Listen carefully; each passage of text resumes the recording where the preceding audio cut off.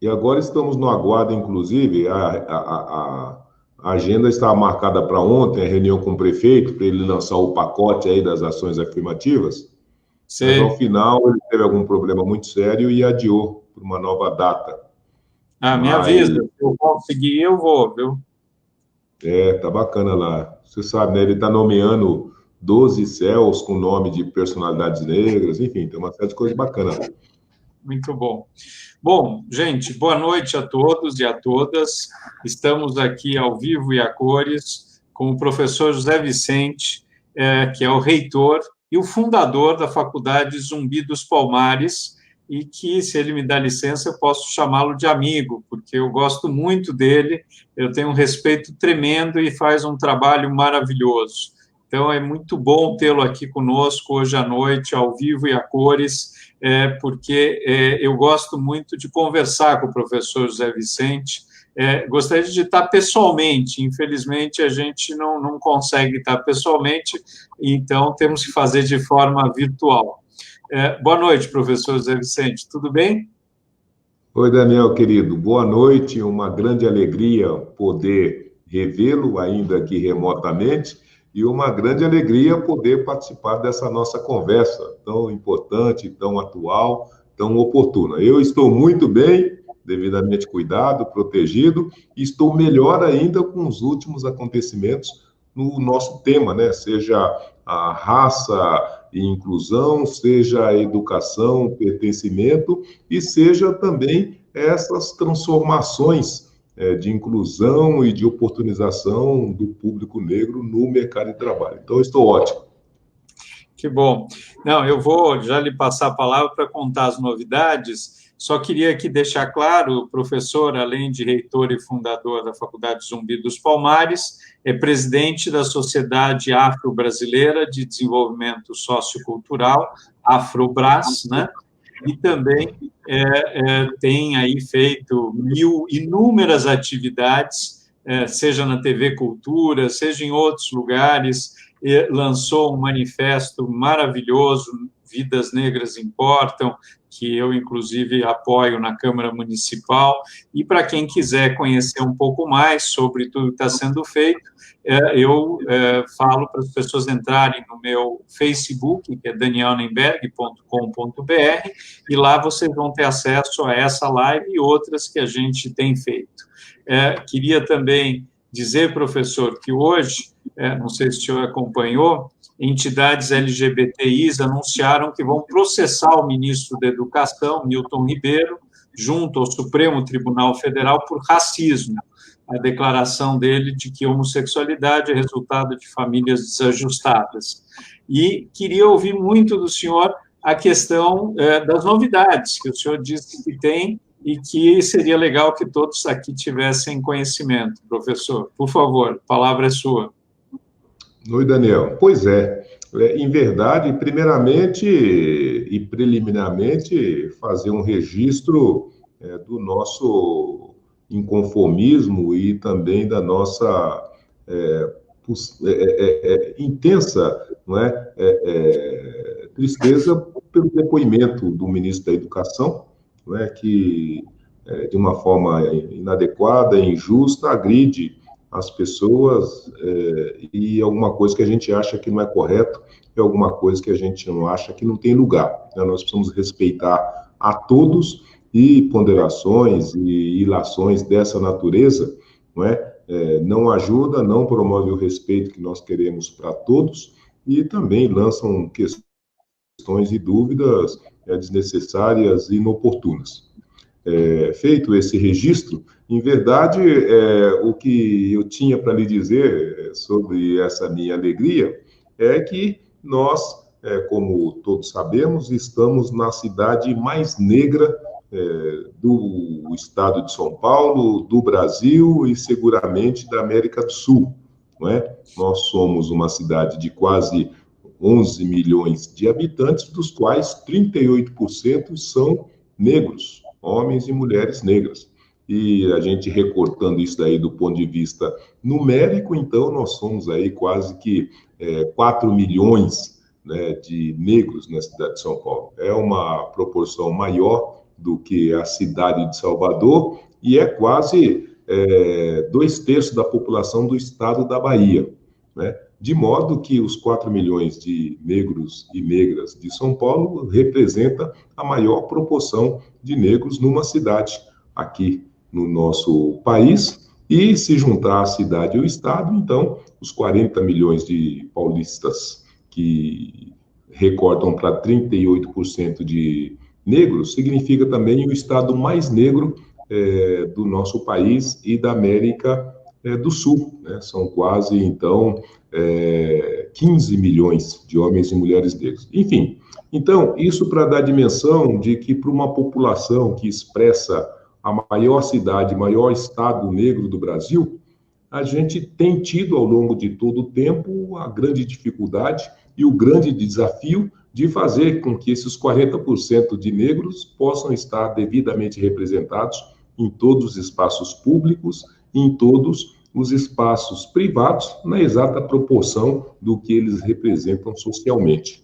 E não foi isso que aconteceu até agora, e foi para cima dessa dificuldade que todos se debruçaram até agora, e um dos pontos sensíveis desse tema e dessa discussão era essa não presença, principalmente no ambiente corporativo, nas empresas, em especial nos cargos de gerência e nos cargos de direção, não é?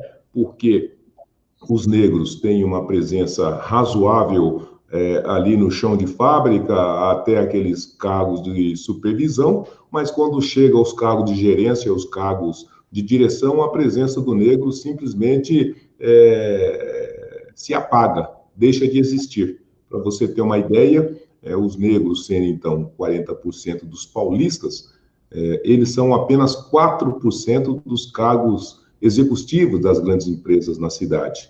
Isso o homem negro. A mulher negra é 0,4% da presença feminina nos postos de gerências e executiva das empresas da cidade de São Paulo e também do estado de São Paulo. Isso significa que, do ponto de vista desses 40% de paulistas e de paulistanos, nós temos, então, uma defasagem, uma subrepresentação, uma exclusão terrível, a ponto de nós, em todo o país, nas 3.000 maiores empresas que são comprometidas com a responsabilidade social, nessas empresas não existe um presidente negro, um vice-presidente negro, né? Então, isso dá a medida do grau de dificuldade desse tema, dos desafios que estão colocados e das necessidades de trabalhar e de construir caminhos para superar esse estado de coisas. Já tiveram boas realizações em algumas empresas e também no município, né, nas empresas do município, mas faltava uma ação um pouco mais ousada que permitisse a gente dar um salto de qualidade para dentro dessa questão. E foi isso que aconteceu, principalmente agora, com o lançamento de um programa de trainees para jovens negros feito pela Magazine Luiza, né? O trainees é um grupo de preparação de profissionais, Daniel, que logicamente acho que todos sabem, mas ele tem uma diferença com os estagiários, né? Os estagiários entram para dentro da empresa para fazer ali uma primeira apresentação, uma interação, uma primeira imersão para dentro do ambiente corporativo e depois eles podem ser efetivados ou não, mas serão efetivados sempre naqueles postos iniciais, né, de analista, de assistente ou coisa que tal. Enquanto que os trainees não. Os trainees já entram para serem preparados para os cargos gerenciais e para os quadros executivos. Fazem lá um treinamento de um bom tempo, ganham um bom salário e, ao final, no mais das vezes, grande parte deles já são efetivados nos cargos gerenciais e executivos. E é justamente nesse espaço que, no caso, inclusive, do Magazine Luiza, de todos os programas de trainees que eles realizaram nos últimos anos, e que formaram quase 250 jovens para serem gerentes e diretores, somente 10 jovens negros puderam entrar nesse programa. Enfim, então essa é a dificuldade que estava colocada para todo o ambiente de trabalho e que precisava ter uma ação e uma atitude que confrontasse e superasse essa dificuldade, e a ação da Magazine Luiza, então, significou justamente isso.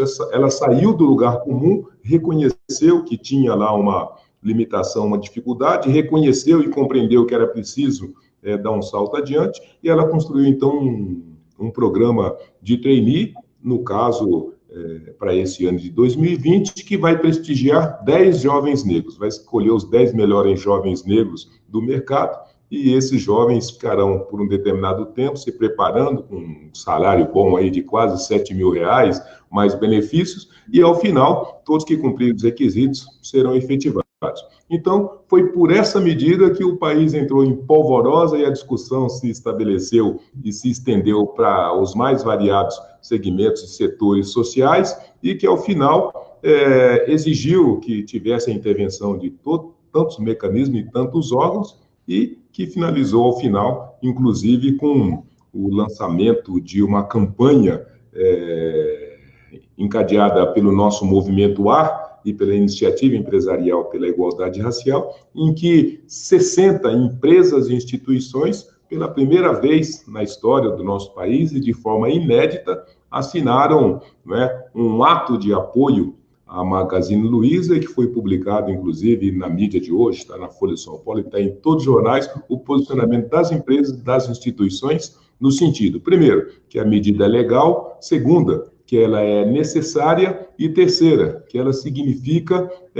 uma ação inovadora e paradigmática. Ela vai agora obrigar que todos pensem, todos reflitam e todos disponibilizem ações, pelo menos nesses patamares, não mais nos patamares com que foi tratado até os dias atuais. Isso é um grande avanço, e para nós que estamos dentro desse tema, construindo pontes e procurando caminhos, ficamos todos felizes com essa grande realização.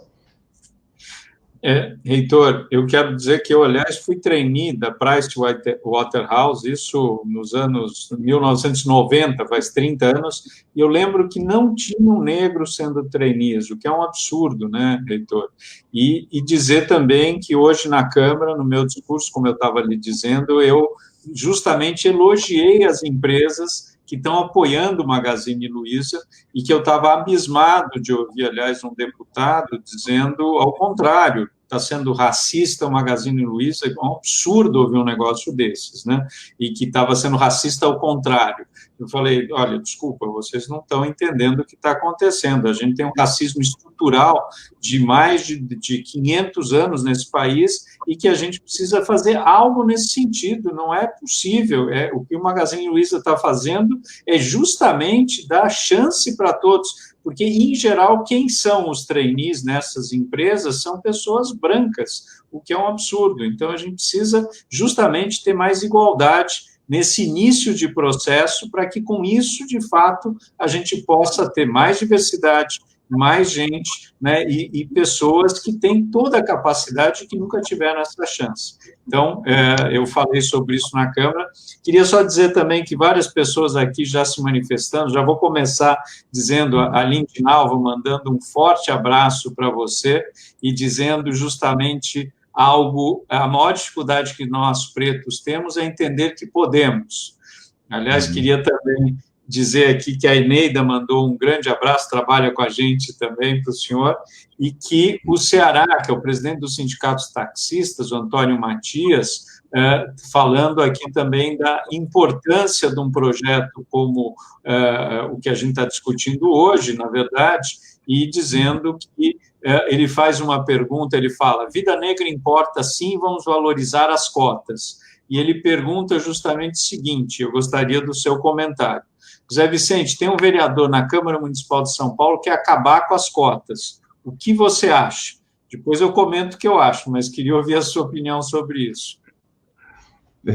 Eu acho que, do ponto de vista do debate de ideias, do ponto de vista dos fundamentos democráticos que precisa estruturar as nossas interações sociais, ele está no direito dele, né, de defender, então, uma ação dessa natureza.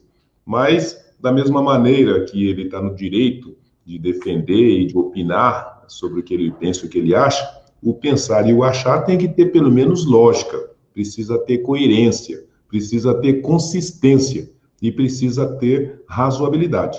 E quando a gente debruça para essa questão, que não precisa nem ir muito longe, é só ele olhar ao lado, ao redor, seja no seu gabinete, seja entre os seus demais colegas, para ele entender que nós estamos diante de um fato, de uma profunda historicidade de desigualização e que a manifestação dessa desigualização dada pelo racismo estrutural, dada pela discriminação racial, se apresenta, inclusive, no ambiente que ele desenvolve suas atividades, tendo em conta que, do ponto de vista dessa reflexão nossa, de que se nós somos 40% de paulistanos, o razoável, o adequado, o correto é que esses 40% estivessem representados na nossa Câmara dos Vereadores. E quando ele olha, e todos nós olhamos para dentro da Câmara de Vereadores, nós vamos ver que isso não acontece. Então, a dimensão disso que ele quer combater já é uma verdade na sua frente, já é uma verdade com que ele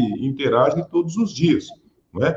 E mais do que isso, além de ser uma verdade, além de ser uma realidade que afeta o ambiente, o entorno do seu trabalho, e que afeta todos os demais que pertencem à sua comunidade de negros, é uma realidade que o Brasil e os brasileiros já reconheceram, já debateram, já consensualizaram e já realizaram as mais importantes transformações no sentido de diminuir justamente essa distorção, esse desequilíbrio e essa exclusão do negro em todos os espaços sociais. Até porque é o próprio município de São Paulo, por exemplo, que, dentre outras coisas, criou cotas, né, nos serviços, no concurso público, para poder construir uma medida, uma ação de igualizar a não presença do negro nos ambientes públicos. Ou seja, o Supremo já debruçou sobre isso e, compreendendo que isso era, além de legal e justo, criou cotas na magistratura, o Ministério Público, da mesma forma, criou cotas no Ministério Público, o governo federal e estadual criaram cotas nos concursos públicos, o governo e a sociedade criaram cotas nas universidades públicas federais e nas universidades públicas paulistas, né, a USP, a Unesp, a Unicamp, possui cotas para negros, e diga-se de passagem, na USP, por exemplo, é justamente a representação proporcional de negro na cidade de São Paulo, então uma cota de 37% para negros, e até as Forças Armadas, Daniel, se debruçaram sobre essa questão, reconhecia que tinha um desequilíbrio, compreenderam que era preciso tomar uma atitude, construir uma política e criaram cotas para negros em todos os cargos verticais das Forças Armadas. E, mais ainda, não é? Ainda ontem, o próprio presidente do Supremo, o novo presidente do Supremo, o ministro Luiz Fux, o primeiro ato, né, dele foi, primeiramente, criar o Observatório dos Direitos Humanos e, segundo, criar 30% de cargos para jovens negros nos ambientes de estágio de toda a justiça do nosso país. Enfim, então toda a sociedade, através de todos os seus poderes constituídos, através de instituições sociais e através também, agora, de muitas das empresas, compreenderam e, além de compreender, entenderam que era preciso construir medidas que fizessem essa correção e que devolvesse justiça nessa relação social. E, diga-se de passagem, né, o próprio Ministério Público Federal do Trabalho, que criou cotas, inclusive, para o concurso público de promotores, e que é o fiscal da lei trabalhista, ele foi o primeiro a emitir uma nota dizendo que não, que essa ação das empresas é totalmente legal e, além de legal, merece o apoio e o incentivo de toda a sociedade. Enfim, então, pelo que se denota, o vereador, o qual respeitamos, ele está totalmente em dessintonia, né, com o que o Brasil está debatendo e discutindo, o que o Brasil está realizando e transformando nesse tema, e o que a maioria do povo brasileiro já decidiu e já delimitou. As ações afirmativas são importantes, são necessárias, e é um instrumento valioso de corrigir as injustiças. Muito bom, reitor. Aliás, dizer que eu estou na Comissão de Administração Pública com o vereador e na reunião que nós tivemos na terça-feira, não, na quarta-feira, ontem, nós estávamos discutindo que ele fez um requerimento para uma audiência pública, porque o projeto de lei dele está passando pelas comissões. Eu já deixei claro que eu vou votar contra o projeto dele, mas eu votei a favor de ter uma audiência pública para que a gente ouça a sociedade o mais amplo possível em relação a esse aspecto. Aliás, é isso que eu ia comentar.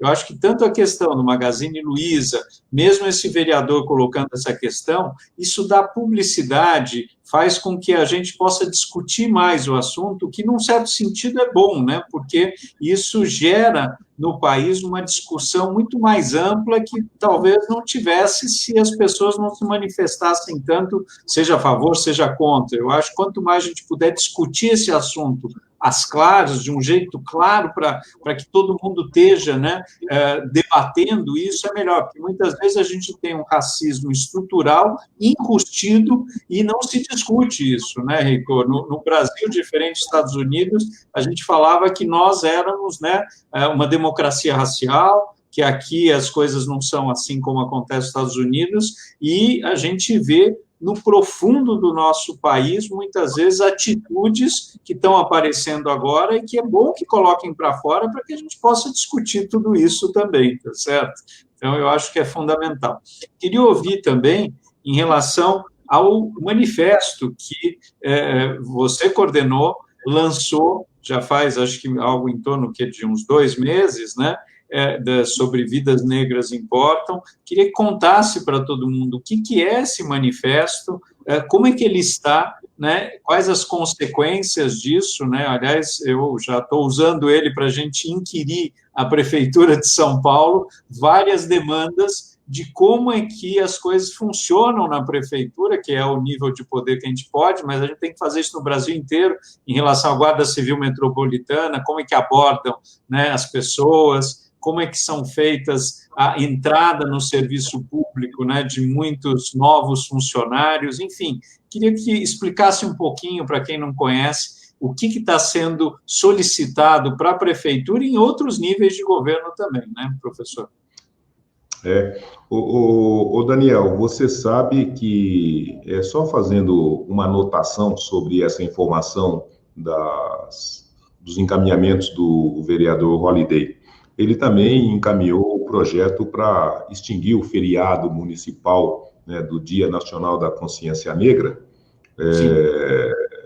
e por conta disso, eu me recordo que da vez que nós estivemos lá na sessão de apresentação do projeto de lei para nomear 12 dos novos céus com o nome de personalidades negras, foi feita a ponderação. Aliás, eu particularmente fiz ver ao nosso presidente Tuma de que, além de inapropriada, seria uma agressão a todos, mas especialmente aos negros, uma condução que levasse a Câmara, ao final, a extinguir o feriado de Zumbi dos Palmares, na cidade mais negra do Brasil, numa cidade em que a histórica negra não é bem representada, os líderes negros não são bem visibilizados, de modo que uma medida nessa direção seria um contrassenso e seria uma tremenda injustiça com os negros. E o então presidente Eduardo Tuma imediatamente já disse que todos os vereadores são contra o projeto e que o projeto não passará, né, não será aprovado em situação nenhuma. De modo que a esse projeto para extinguir o feriado, juntou-se agora o projeto em que se define que essas ações das empresas em São Paulo que são também ilegais. Mas isso para citar que, além de uma atitude dissonante, como eu bem disse, ela está totalmente contrária ao que pensa, ao que deseja, ao que está trabalhando a maioria do povo paulista e paulistano para vencer os desafios que estão colocados para dentro desse tema de igualdade racial na nossa cidade, no nosso estado e no nosso país. Então, essa é a primeira coisa. A segunda delas é de que você tocou num ponto muito importante, não é? Que o episódio do Magazine Luiza, o programa de trainees para negros do Magazine Luiza, ao final acabou pondo a discussão na mesa, não é? E colocando a discussão na mesa, foi possível ouvir as mais variadas opiniões, as versões, os fatos, as narrativas, os pontos de vista de todos os setores. A cidade de São Paulo, né, e em grande medida o estado de São Paulo e o Brasil, através das redes virtuais, debateram por 3 dias a oportunidade, a razoabilidade, se é justo, se é injusto, enfim. Ele fez o que a gente está em falta, Daniel, que é justamente tratar esse tema não como um problema do negro, né? O racismo, a discriminação racial, e por conta do racismo e da discriminação racial, a limitação, a interdição dos direitos do cidadão, não é e não pode ser um problema do negro.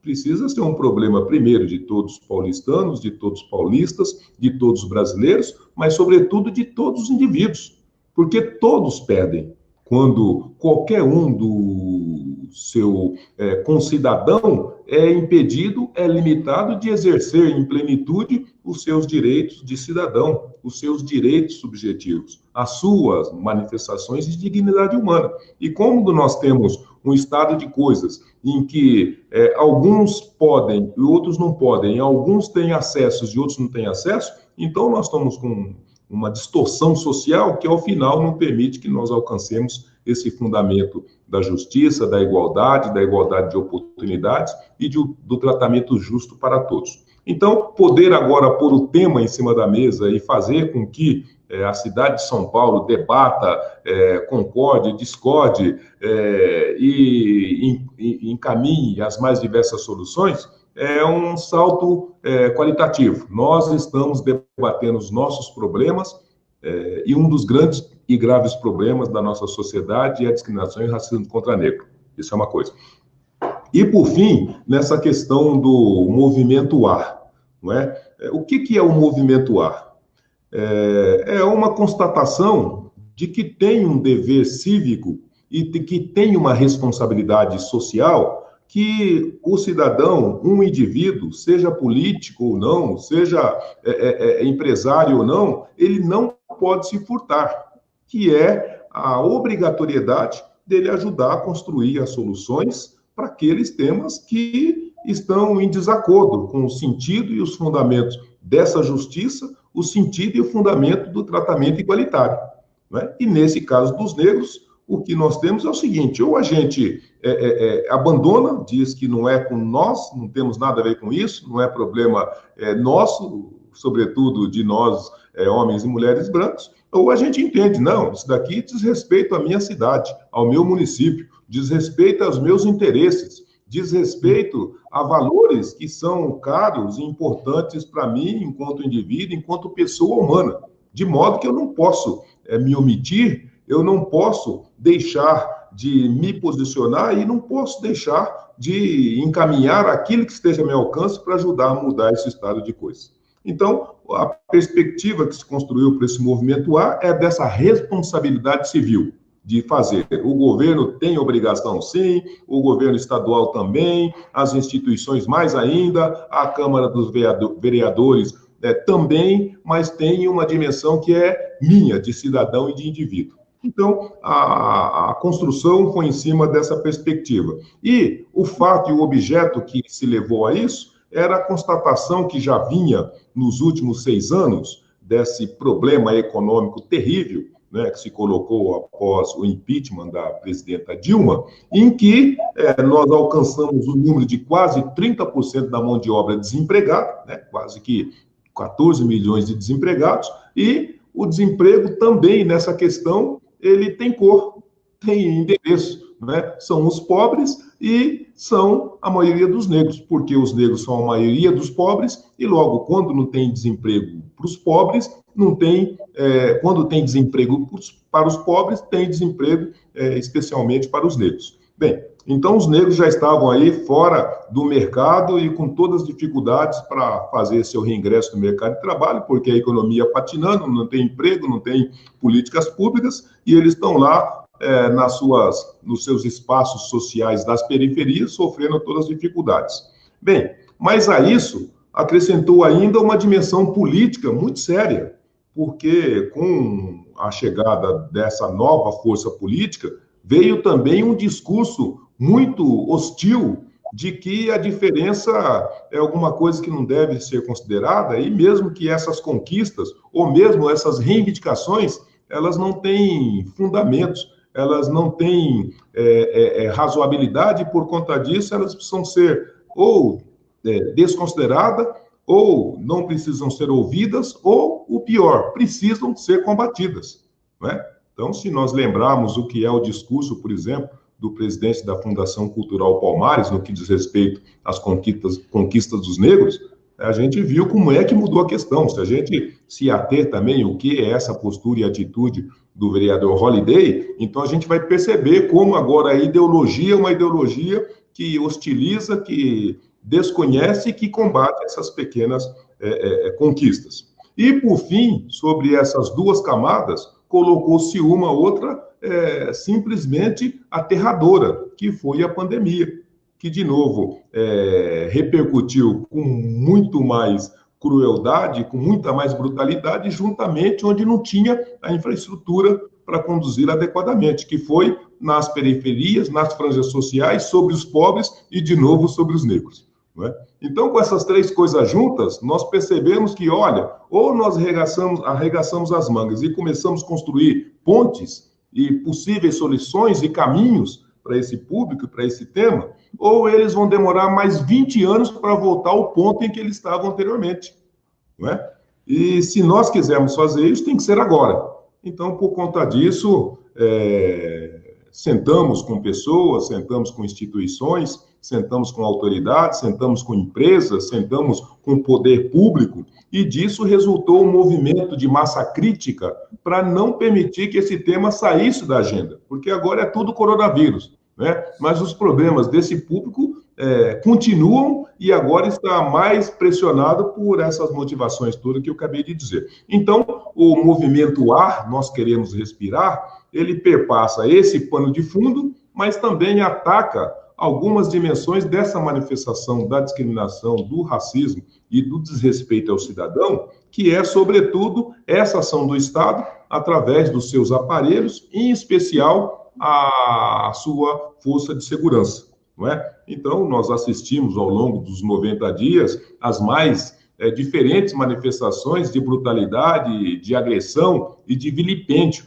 aos negros, patrocinado pela Polícia Militar, Civil, pela Guarda e Segurança Privada e coisas que tais. E alguém tinha que dizer, olha, não dá. Né? Isso agride todos os fundamentos republicanos e democráticos, isso transgride todas as formulações legais e não existe justificativa para que a polícia, seja pública, seja privada, ao invés de proteger, né, e garantir a segurança do cidadão, fosse a primeira a transgredir, a agredir e, no mais às vezes, até eliminar, né, a vida desse cidadão.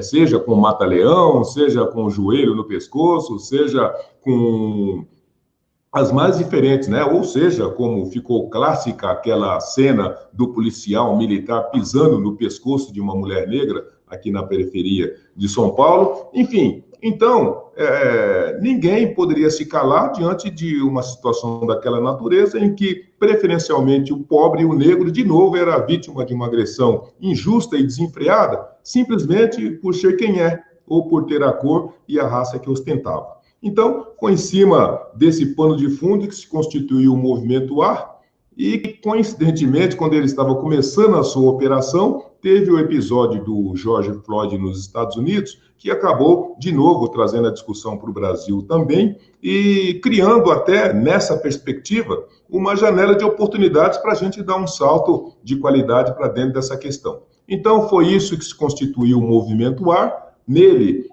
se filiaram um conjunto de personalidades públicas e privadas, empresas, instituições. Construiu-se 10 ações objetivas que foram identificadas como as mais importantes e que atendem à maior premência desse público, e com isso nós iniciamos o trabalho de bater de porta em porta, inclusive na Câmara Municipal, inclusive no seu gabinete, no seu mandato, não é? Para que algumas daquelas demandas pudessem ter esse tratamento político, institucional e também de resolução que atendesse essa necessidade e esses reclamos. E a satisfação é que, quando completamos agora os 90 dias de existência do Movimento Ar, nós já tivemos vitórias extraordinárias, vitórias importantíssimas e conquistas maravilhosas que, no seu conjunto, significou já um salto civilizatório no nosso país. Você citou, por exemplo, o fim do mata-leão na Polícia Militar de São Paulo. Então, isso foi uma conquista do Movimento Ar e, sobretudo, uma conquista da sociedade, mas dos pobres e dos negros, que, no mais das vezes, precisando de uma segurança pública que lhe recepcionasse, que lhe tratasse com a respeitabilidade que ele precisava, essa segurança, em regra, era a primeira a chegar, batendo na cara das pessoas, pisando no pescoço, enfiando o pé na porta, de uma forma e uma atitude injustificável. Então, a Polícia Militar extinguiu isso, a pedido, e atendendo a reivindicação do Movimento Ar. Depois, como você bem disse, o prefeito Covas, de uma forma muito grandiosa, com uma sensibilidade extrema, da mesma maneira, baixou um decreto extinguindo o mata-leão na Guarda Civil, na Guarda Metropolitana, desculpa, e, ao final, nós vimos agora o próprio Ministério Público do Estado de São Paulo criando uma promotoria especial para combate aos crimes raciais. E juntou-se a isso esse projeto de lei que denomina 12 céus, com o nome de 12 grandes personagens e personalidades negras, começando por Luiz Melodia e também por Luiz Gama e tantas outras. Nós vimos o prefeito anunciar, com a sua presença, a sua companhia, a desapropriação do espaço Cemitério dos Aflitos, poucas pessoas sabem, mas ali na Liberdade, Estação Liberdade do metrô, quando da escavação descobriu um cemitério dos escravos. Era ali que os escravos eram castigados no Pelourinhos e mortos eram enterrados naquilo que ficou chamado como o Campos dos Aflitos. Então, o prefeito mandou desapropriar aquela área e vai transformar agora num museu, e num centro cultural para, então, registrar e para destacar essa trajetória e essa perspectiva da presença do negro, do escravo negro, ali, então, no Campo dos Aflitos, na Estação Liberdade.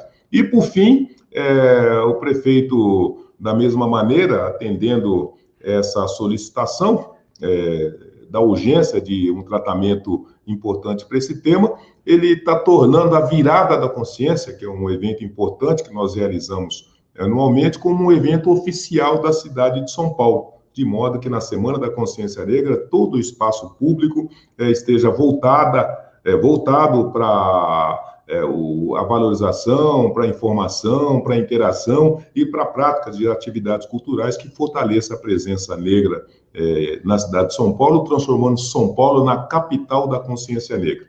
Enfim, então, só para relacionar o conjunto de conquistas importantes que individualmente ou no seu conjunto significa que nós estávamos num patamar e com um esforço muito pequeno, quer dizer, com um esforço muito grande, mas de um grupo muito pequeno de pessoas, foi possível sair de onde nós estávamos e já alcançar um patamar diferenciado nesse tema, nessa questão. É um movimento voluntário, as pessoas podem aderir de uma forma gratuita e cada um traz sua habilidade, cada um traz sua expertise, cada um traz o seu talento para ajudar a transformar cada uma dessas ações em realidade para a cidade de São Paulo, para os negros, para os brancos, para todos aqueles que estão no nosso município. Professor, aliás, estou me comprometendo, vamos colocar no nosso Facebook o movimento e o manifesto, tá certo? Acho importantíssimo. Nós agradecemos de antemão, nós vamos ficar muito honrados e felizes. Vamos colocar. Queria dar um abraço na nossa secretária adjunta, que está aqui, Elisa Lucas Rodrigues, secretária adjunta de Direitos Humanos, está mandando um abraço. Também o doutor Geraldo Alckmin mandou um abraço também para o senhor, para a Elisa Lucas, para mim também. Dizer que é um prazer sempre estar aqui. a Solman dizendo aqui, o debate gera conscientização que é mais efetiva, né, do que as leis. Eu acho também, eu acho que esse debate nos últimos dias tem sido muito importante, tá certo? E queria fazer um relato, né, que não sei se eu já lhe contei, nos anos 80, quando eu estava na faculdade, eu trabalhei com o Caco Barcelos no livro Rota 66, né, e inclusive personagem. E eu fiquei um ano no IML e a gente levantou todas as pessoas que eram assassinadas pela rota, e a grande maioria, nos anos 80, eram negros, pobres, da periferia de São Paulo. E a gente continua vendo a mesma situação, né, reitor? Então, isso não é simples, para mudar essa situação é algo complexo, leva tempo, mas o manifesto, todo o trabalho que vocês têm feito do movimento, isso é fundamental. E eu queria entender um pouquinho, e que você pudesse nos contar, em que contexto, né, surgiu a Faculdade Zumbi dos Palmares, né? E quando foi isso, e como é que ela funciona hoje? A gente sabe que ela cresceu bastante, que ela, na verdade, deixa aí metade das vagas para afrodescendentes, né? E também que impacto teve, né, toda essa pandemia nesse projeto, que é um projeto belíssimo, né?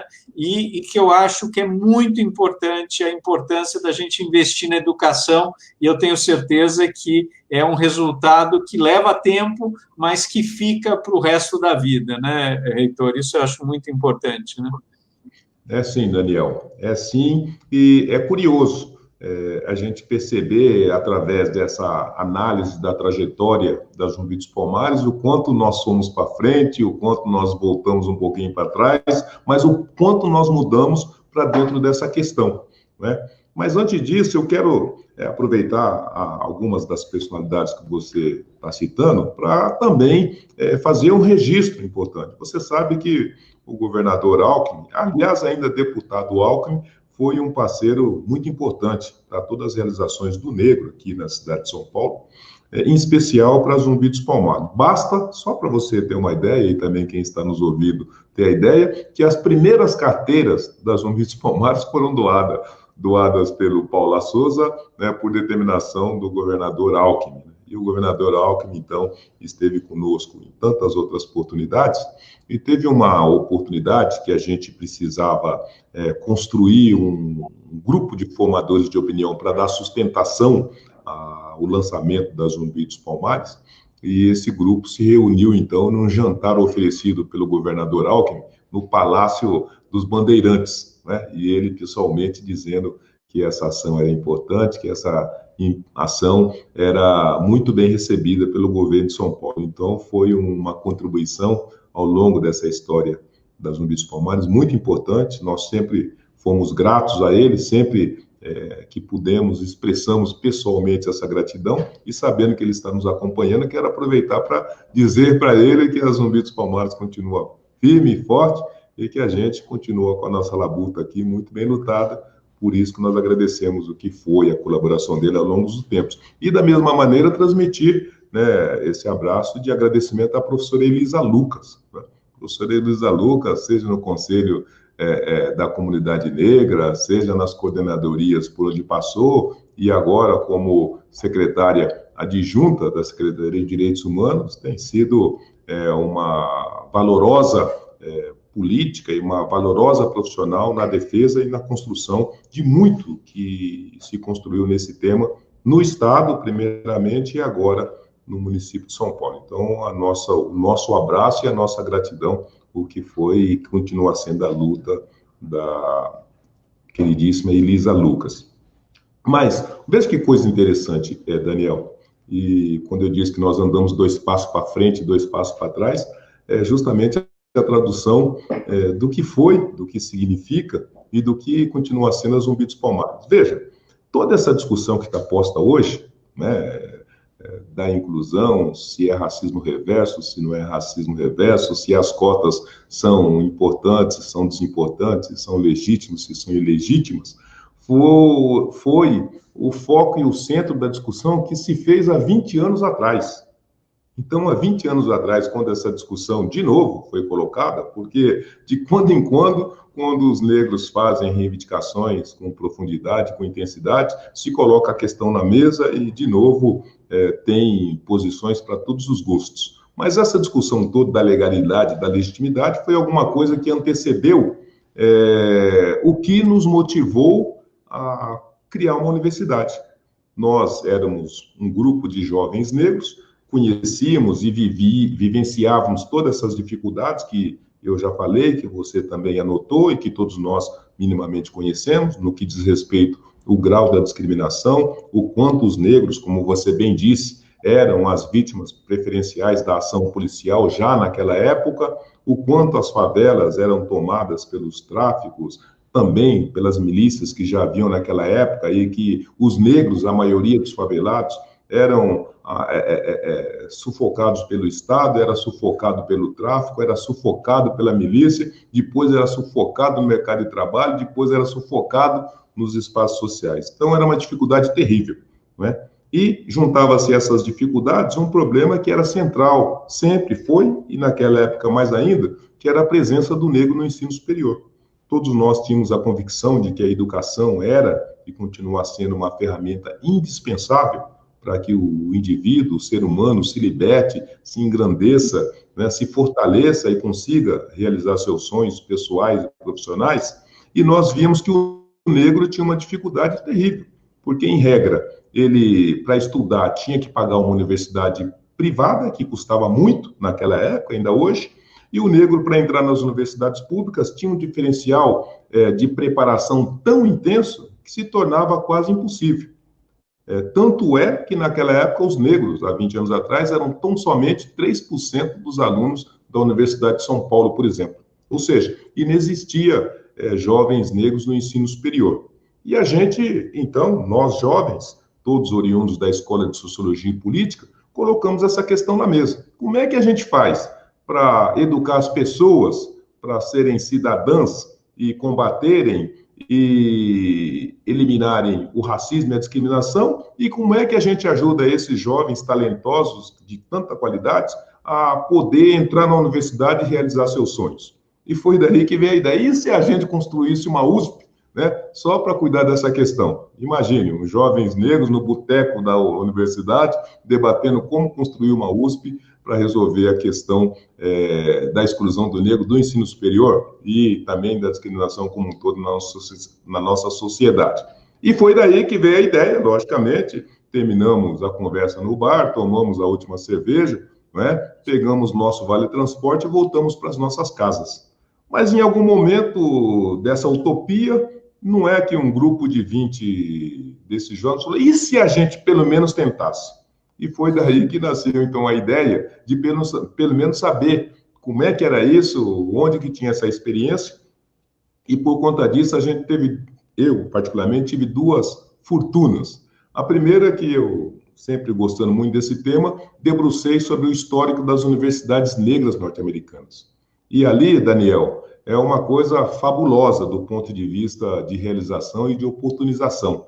Eu não sei se você sabe, você certamente sabe, mas não sei se todos sabem, mas nos Estados Unidos, a despeito deles terem tido a política lá atrás de separados, mas iguais, ou seja, o apartheid oficial, mas o apartheid oficial estava subordinado justamente a essa ideologia, separado, mas iguais, ou seja, os negros ficam do lado de cá, os brancos do lado de lá. Só que para os negros haverão universidades, para os brancos também.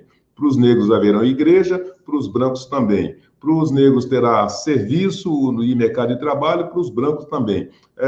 Haverá transporte público de qualidade, que os negros têm que andar de um lado do ônibus e os brancos do outro, mas haverá transporte público de qualidade. Haverá saneamento básico. O negro tem que morar do lado esquerdo e o branco do lado direito, mas todos terão saneamento básico e serviços de qualidade. E, com isso, foi possível conhecer a história de universidades negras, todas elas, né, as conhecidas HBCUs, Universidades Historicamente Negras, são 150 universidades, todas elas, a mais novinha dela é de 1837, 60% delas, todas universidades públicas, e as que não eram públicas eram universidades comunitárias, mas tinha subvenção do Estado.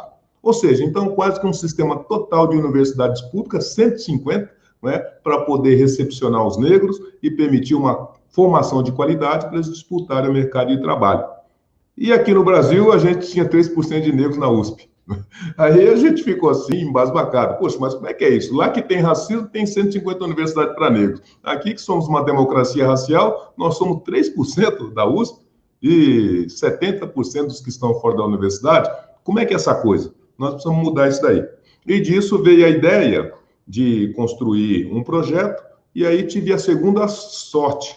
O consulado, a embaixada americana, que nós tínhamos feito um contato, nos concedeu a passagem de estadia para ficar 10 dias nos Estados Unidos conhecendo as universidades negras. E eu tive, então, essa honraria de conhecer 20 das universidades negras. Não preciso nem dizer para você que, quando cheguei, estava enlouquecido, ensandecido. Para você ter uma ideia, Neberg, a Universidade de Howard, em Washington, na capital da República, perto da Casa Branca, ela é de 1867, tem todos os cursos de medicina, astronomia e 40 mil alunos negros. Imagine, dá 2 USP, pelo menos, lá em Washington. Então, imagine você, para uma pessoa limitada aqui do interior da cidade de São Paulo, que tinha essa visão aí da limitação do acesso à educação, e chega nos Estados Unidos, uma universidade do tamanho da USP, só para negros, e que tem cursos de medicina e astronomia. Eu fiquei enlouquecido. Eu vou fazer uma dessa lá no Brasil. E voltamos para cá, e, curiosamente, as pessoas toparam, começamos a construir o projeto, tivemos muitos apoios importantes. O projeto nosso, inclusive, foi construído tudo pela Universidade Metodista de Piracicaba, e com esse projeto nós, então, precisaríamos fazer um segundo passo muito importante, que era, imagine, Daniel Annenberg, quem está nos ouvindo, naquela época, nem cotas estava sendo discutida ainda, né? E a gente já estava apresentando um projeto de uma universidade para negros, há 20 anos atrás. Não precisamos dizer o que foi a discussão na rede social da época, né? Que deve ser lá o smartphone, etc. e tal. Enfim, foi uma discussão terrível, dramática, e aí teve 3 personalidades muito importantes. A primeira delas foi o Dr. Davi Wip, né? O Davi Wip era um amigo já de algum tempo, e ele era o médico particular do Paulo Renato, que então era o ministro da Educação à época. E nós precisávamos ter alguém para apresentar o projeto. E foi o Dr. Davi Wip que fez toda a amarração, né, digamos assim, política, para que o ministro Paulo Renato pudesse conhecer o projeto. Então, foi no consultório do Davi Wip que o Paulo Renato, então, se debruçou, olhou o projeto, ficou preocupadíssimo, falou, mas isso daqui não para de pé em um dia, seja porque vai ser metralhado, seja porque, pôr isso daqui de pé, vai precisar de muitos recursos, que nem as boas instituições têm, e vocês, jovens alunos, não têm nem condições de ter. Mas, enfim, eu prometo, pelo menos, avaliar. Se, tecnicamente, ele parar de pé, eu volto para reconversar. Bom, aí ele foi lá, avaliou e reconheceu que tinha uma inovação e que era possível colocar de pé, desde que tinha algumas sustentações econômicas e financeiras. E aí, foi muito bom que ele sinalizou nessa direção, mas depois ele disse assim, bom, vocês conseguiram as estruturas, onde vai ser a sede, os livros, as carteiras, tal, e nós corremos para o governador. Governador, nós precisamos de lugar agora para poder montar essa universidade, e precisamos de imóveis e precisamos de toda a infraestrutura. Aí ele nos ajudou com as carteiras e mais algumas coisas, nós falamos com mais outras instituições, pessoas, arrumamos o que tinha que ser arrumado. Aí ele falou, o ministro Paulo Renato disse, bom, agora eu deixei o pior para o final. Eu só coloco um projeto desse para discussão na cidade e no Ministério da Educação se eu tiver uma personalidade que me dê sustentação, que sozinho é loucura pôr isso daqui para discutir. Vocês não param de pé em 2 minutos. E aí foi uma coisa curiosa, e eu gosto muito de lembrar disso, que na época o ministro, o presidente do Supremo Tribunal Federal, era o ministro Marco Aurélio Mello, né?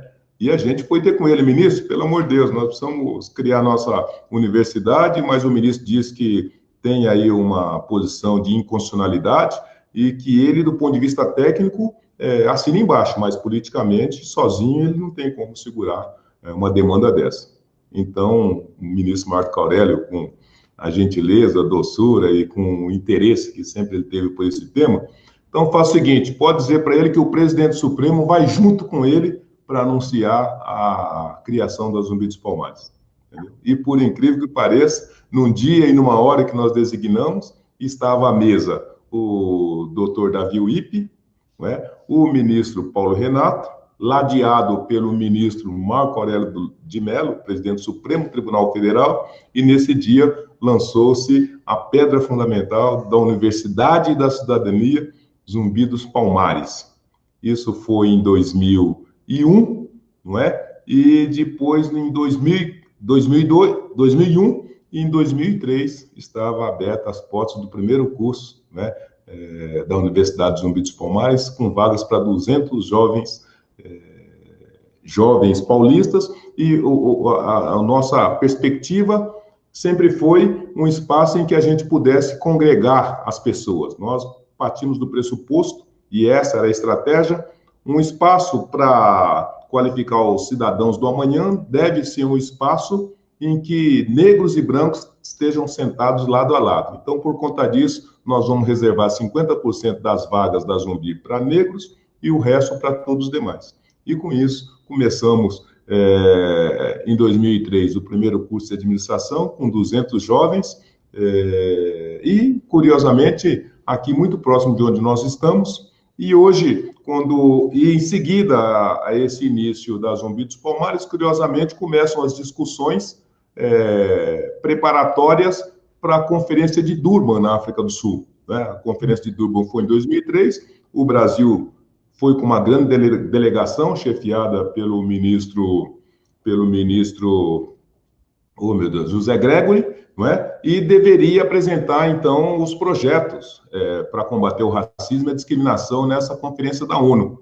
E, por conta disso, teve conferências em todo o país, aqui no estado de São Paulo, nós sediamos essa discussão, e da realização da Zumbi dos Palmares é que saiu, inclusive, a proposta tanto das cotas quanto de estabelecimentos de ensino superior que prestigiasse a diversidade racial. Né? Uhum. Então, foi para lá, quando voltou em 2003, aprovadas todas essas cotas, universidades para negros, etc. e tal, nós já estávamos com 2 anos na frente desenvolvendo esse trabalho. Enfim, eu só quis, me desculpa se eu fui caudaloso, mas só para dizer como é que foi a história 20 anos lá atrás, porque toda essa discussão... Bom, em seguida vieram as cotas nas universidades públicas, tudo isso foi discutido, foi para o Supremo, para os tribunais, bateu-se o martelo da constitucionalidade, as cotas já entregaram quase que 500 mil jovens negros, etc. e tal. E agora a gente volta para a discussão se é legítimo, se é legal e se é inconstitucional novamente,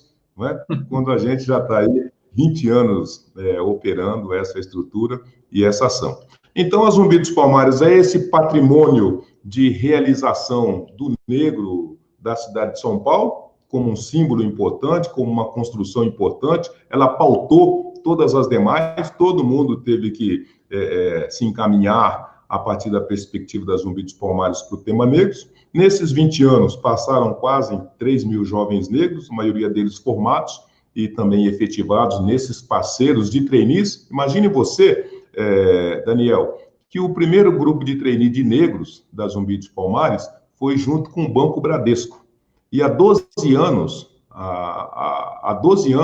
a Zumbi dos Palmares tem um programa de trainee com o Banco Bradesco, em que todo ano são 100 alunos, 50 no meio do ano, 50 no final do ano, que ficam 2 anos sendo qualificados pelo Bradesco e depois são efetivados ou devolvidos ao mercado. Né? E também esse trabalho foi feito com o Itaú, com tantos outros bancos e empresas. Ou seja, o programa de trainee para negros, exclusivo para negros, já existe há mais de 12 anos.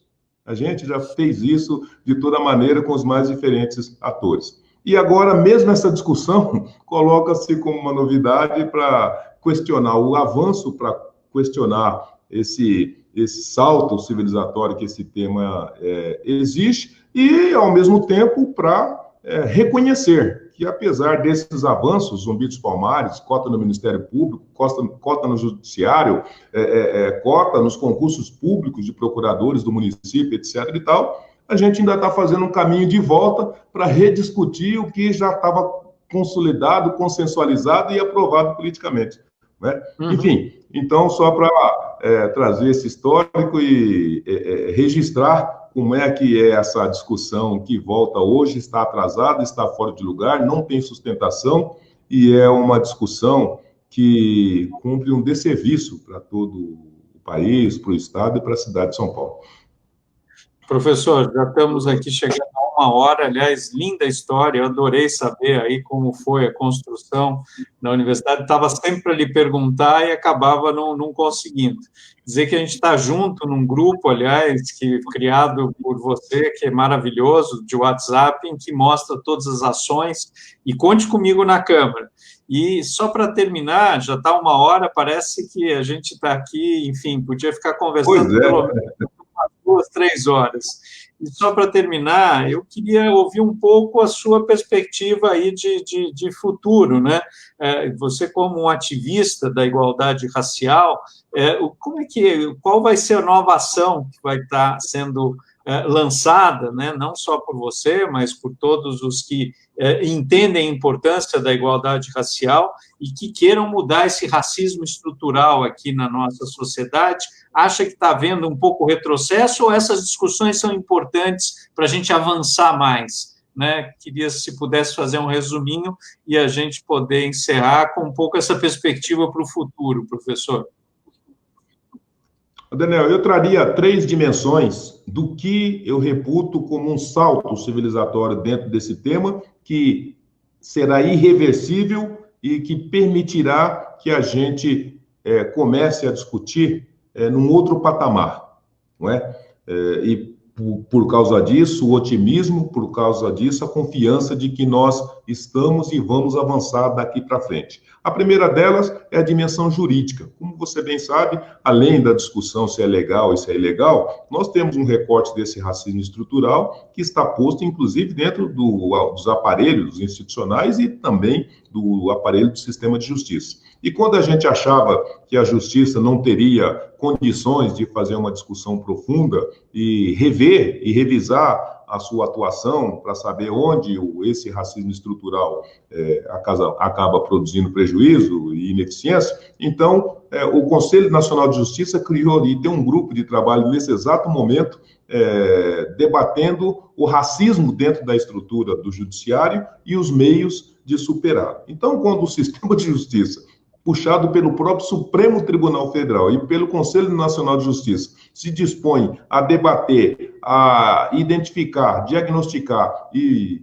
implementar as soluções para combater o racismo dentro da justiça, então isso é um salto político e civilizatório extraordinário que só pode deixar todos esperançados. O segundo ambiente importante ainda na justiça foi, por exemplo, essa intervenção primeiro do Tribunal Superior Eleitoral e agora de uma liminar do Supremo, determinando que o fundo partidário deve atender igualitariamente mulheres negras e mulheres brancas, e sendo assim um embrião de uma reivindicação que era feita desde tempos imemoriais. Olha, o espaço, o ambiente, o sistema político, ele é distorsivo, porque ele limita e não permite que todos os brasileiros possam participar do processo político também pelo racismo estrutural. Não tem negro nos partidos, não tem negro na organização partidária, não tem negro dentro dos ambientes governamentais, não tem um governador negro, não tem secretários negros na proporção dos negros na sociedade. E por conta disso, se a gente construiu uma solução para o problema da mulher, que foi 30% das vagas para a mulher, a gente tinha que construir uma qualquer para o negro. E agora essa do TSE, se não resolve, já é um embrião, um salto gigantesco para a gente agora construir os mecanismos de solucionar esse problema. Então, nós vamos ter, a partir de agora e já nessa eleição, mais mulheres negras e mais negros na política.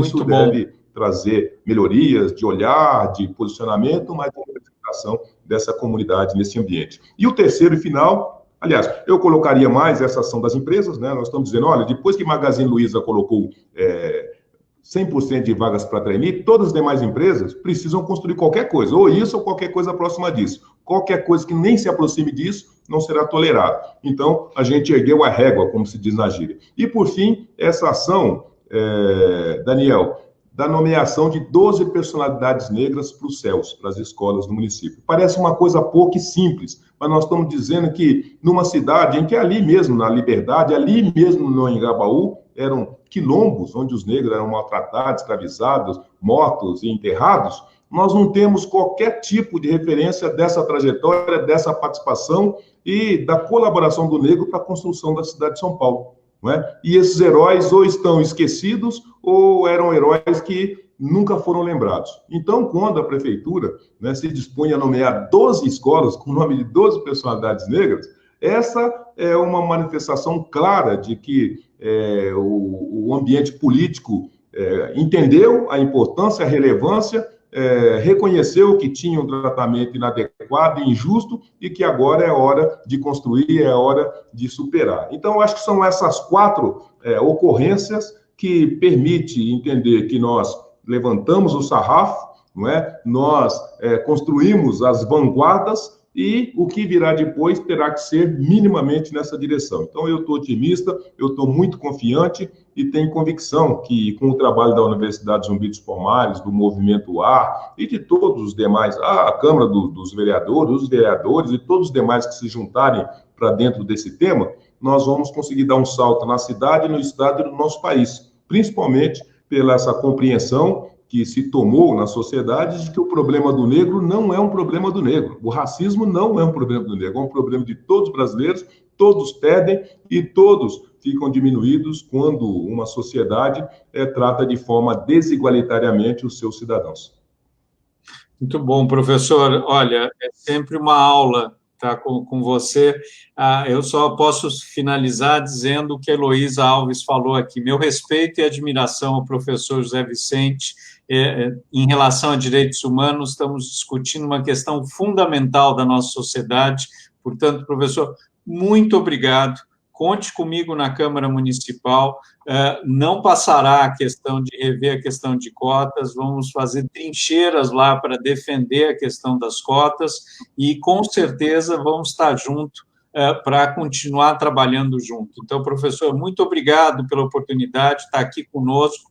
Quem quiser conhecer um pouquinho mais, entre em danielnenberg.com.br e já estou deixando claro que vamos colocar lá o movimento e o manifesto e as próximas ações para que a gente continue trabalhando junto.